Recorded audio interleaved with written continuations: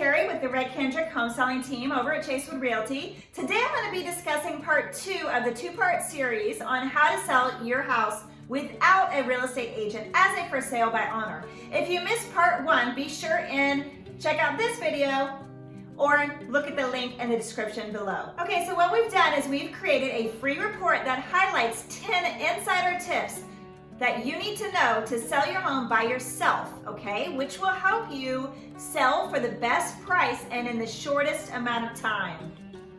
This report highlights tips that real estate agents don't want you to know. And on today's video, I'm going to cover the remaining 5 out of the 10 tips. Okay, now if you've ever tried to sell your home yourself, you know that the minute you put the for sale by owner sign up, the phone is going to start ringing off the hook.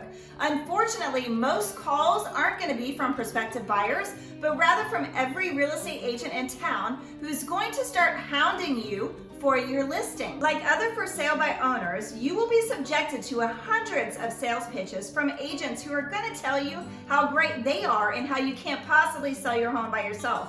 After all, without the proper information, selling a home isn't easy. Now, perhaps you've had your home on the market for several months and you've had no real offers from any qualified buyers. This can be a very frustrating time, and many homeowners end up giving up on their dreams of selling their homes themselves. But don't give up until you've listened to these videos and ordered our free report entitled Sell Your Own Home, which has been prepared especially for homeowners like you. So you'll find that selling your home by yourself is entirely possible once you understand the process. Okay, so as I mentioned, we did create a report that highlights 10 tips that homeowners who want to sell their homes themselves can possibly benefit from. Okay, in last week's video, I covered 5 tips. Number 1 was to price it right. Number 2 was to prepare your home for sale. Number 3 was to prepare yourself with all the necessary legal documentation that you're going to need. Number 4 was to market your home effectively. And number 5 was to remain objective during a showing of your home. Now today I'm going to highlight the remaining 5 tips that are in this free report. So number 1 is to pre-qualify your prospects. Number 2 is to negotiate effectively and knowledgeably. Number 3 is to know your buyer. Number 4 is to not move out before you sell. And number 5 is to know why you're selling and keep it to yourself. So if you ask anyone who has ever tried to sell their home themselves, they're going to tell you that from the moment the for sale by owner sign goes up in the yard, the phone is going to begin to ring off the hook. Unfortunately, many of these calls are not going to be from prospective buyers, but rather they're going to be real estate agents looking to obtain your listing. So obviously the idea of not having to pay a real estate commission to a real estate agent is very attractive to any home seller, but because of all the issues involved in the process, selling a home on one's own can be challenging, as many homeowners will attest to. Okay, so the key here is to be properly prepared. If you're not, your home could remain on the market longer than you expect because you're not attracting and getting offers from qualified buyers. So there can be a point where many homeowners become frustrated and consider giving up on their dream of selling the home themselves. However, there are sellers who do accomplish it, all right? They do sell their own homes, and very well, and you can be one of them. So these tips have been especially prepared to assist homeowners such as yourself.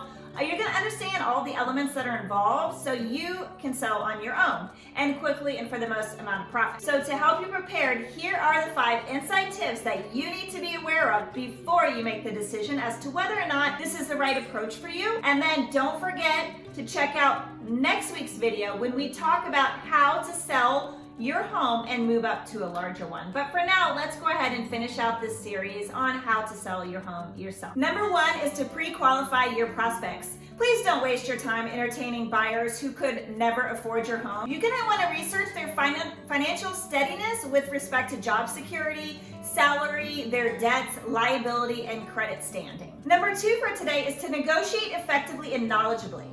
Okay, there's going to be many details to resolve before a sale can be considered final. Price, terms, inspections, the possession date, any buyer concerns and objections that they may have. So you just want to make sure that you fully understand the contract that you've drawn up so you can in turn explain the details and the ramifications to the buyer, and to make any amendments to the sale that are going to be necessary throughout the process. Okay, the contract that you use should be thoroughly examined by your attorney. And some real estate brokers may be willing to help you do this. But while this is going on, you need to manage the buyer's interest in your home so that it doesn't wane during negotiations. Okay, you do not want too much time to pass between when you send the contract over to your attorney for his review and the time that you get back to the buyer.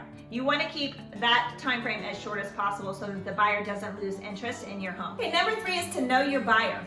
Your objective during negotiations is to control the pace and set the duration. Okay, so try to determine what your buyer's motivation is. Does he or she need to move quickly? Do they have enough money to pay your asking price? Knowing this information is going to be giving you the advantage that you're going to need in negotiating, because you'll know up front what you're going to need to do in order to get what it is that's most important to you in this home selling process. And number 4 is to not move out before you sell.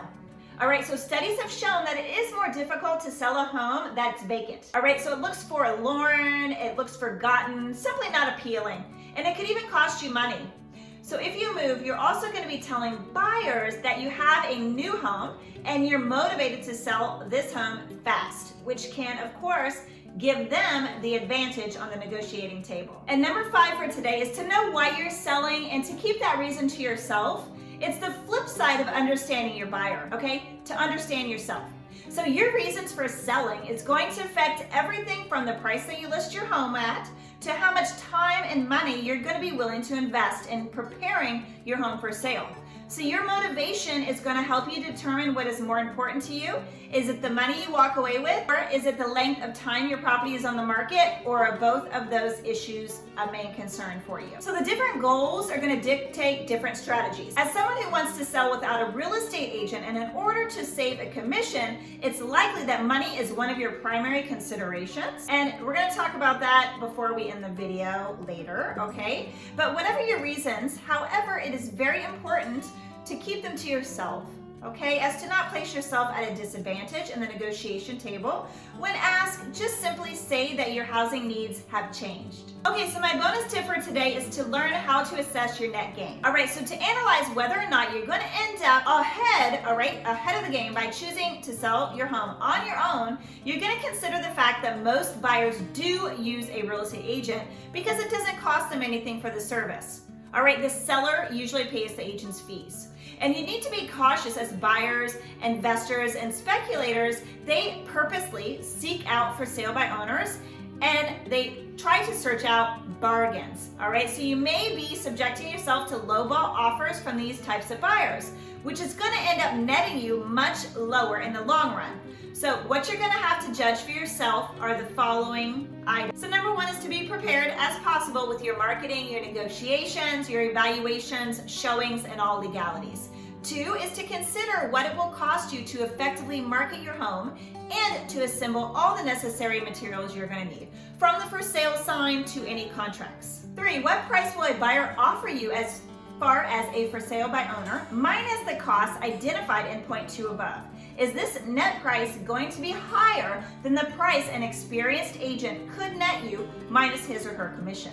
Because agents are trained in marketing, on many occasions they can end up netting you more than you would net yourself, just by pure supply and demand. The more demand that's created for your home can end up in a higher sales price, effectively negating the cost of any commission. Okay, so thanks so much for watching. If you enjoyed this video and you feel like it was valuable in educating you on things that you can do that'll help you with the home selling process, please subscribe to our channel, like this video, and share it with your friends. Also, be sure and check out next week's video on mistakes to avoid when trading up to a larger home. And don't forget to click the link below so that you can download the entire For Sale by Owner report. Thank you so much for watching. Have a great day. See you next time.